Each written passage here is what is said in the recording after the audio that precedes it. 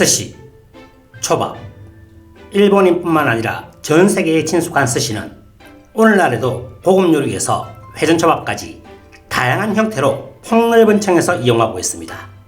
스시라고 하면 스매시, 식초를 넣어 섞은 밥 위에 회가 올라가는 형태를 떠올리는 사람이 많지만 스시의 기원은 전혀 다른 형태였습니다.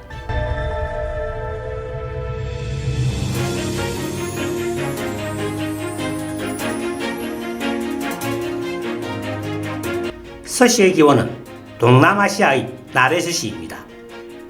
나레스시는 발효식품으로 살알이 걸쭉해질 때까지 확실히 발효시키는 것이 특징입니다.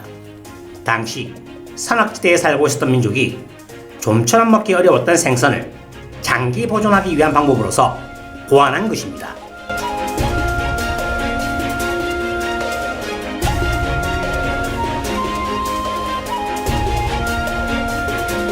민물 생선을 보존하기 위해 쌀 등의 곡물을 지은 것과 생선을 함께 넣어 쌀의 발효에 의해 생선을 보존했습니다.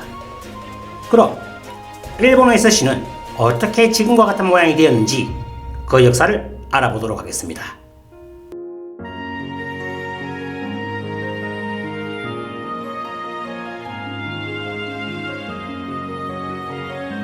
나레즈시는 나라 시대에 일본으로 전해졌습니다.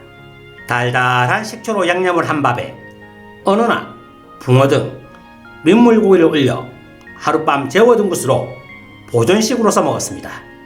나레즈시는 곡물로서 조정, 즉 천황에 형상되어 황족이나 귀족들이 먹는 음식이었습니다. 이 시절의 나레즈시는 시가현의 훈화초밥으로 그 형태가 남아있습니다.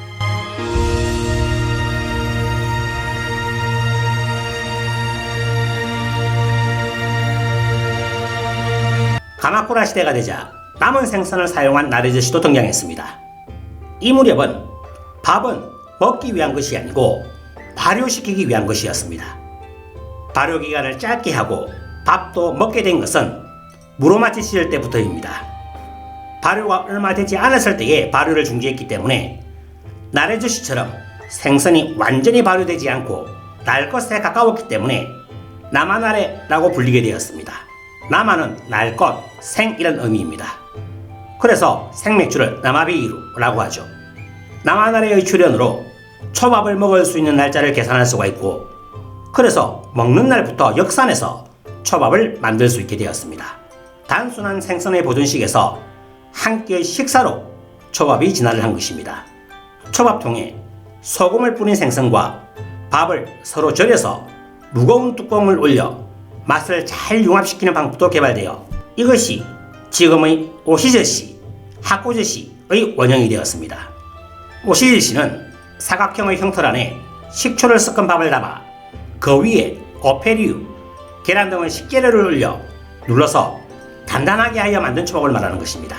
하코즈시는 사각형의 나무 형틀 안에 식초를 섞은 밥을 담아 그 위에 식재료를 올려 위에서 눌러서 만든 초밥입니다. 쌀로 만든 식초의 생산과 유통이 활발하게 되어 서민이라도 부담없이 먹을 수 있게 되었던 에도시대 중기에는 발효시킬 필요가 없는 하야제시가 탄생했습니다. 하야이는 일본어로 빠르다는 의미로서 하야시라고 하면 빨리 먹는 초밥, 빨리 만드는 초밥을 의미합니다. 이렇게 하여 서민들 사이에서는 기다릴 필요 없이 바로 초밥을 먹을 수 있게 되었습니다. 이러한 시절에도 천황가, 쇼군가, 다이묘가 등 이름이 있는 상류계급에서는 전통을 지키기 위해 나레즈시를 먹는 경우가 많았습니다.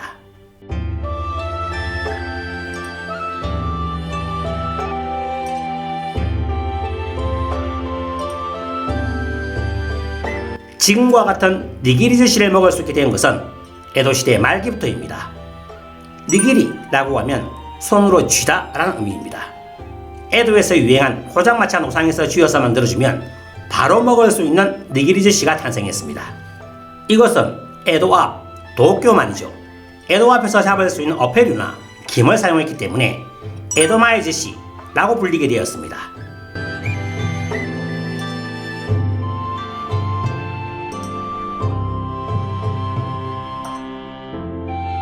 이 무렵의 니기리젓이는 주먹밥 정도의 크기였기 때문에 잘라서 먹었습니다.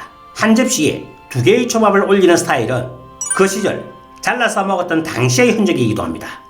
타이쇼 시절에 식재료 종류가 늘어 초밥의 사이즈도 작아질 때까지는 지금의 초밥의 사이즈보다도 다소 큰 한 입으로 다 먹을 수가 없었습니다. 그래서 2입 내지 1입 반으로 초밥을 먹었습니다. 재빙산업이 활발해진 메이지 30년 이후 물고기를 잡는 방법이나 유통의 발전과 더불어 지금까지의 날회를 취급하지 않았던 초밥집도 식재료를 얼음으로 차갑게 하여 보존할 수 있게 되었습니다. 끓인 간장을 식재료에 발랐으면 현대에는 일반적인 방법이지만 이 시대의 확립된 스타일입니다. 더 나아가 다이쇼 시절 초기에는 초밥집에 전기 냉장고가 등장하였습니다.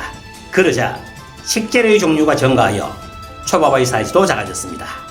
회 위에 식초밥 스타일의 니기리젓을 전국으로 보급한 것은 관동 대지진의 영향으로서 그 당시 휴대용으로 먹을 수 없는 식사가 귀했기 때문에 각 지역에 있는 초밥 장인들은 이러한 니기리젓이 즉 회 플러스 식초밥을 만들어 관동 대지진으로 식사를 하지 못하는 사람들에게 많이 보급을 하였습니다.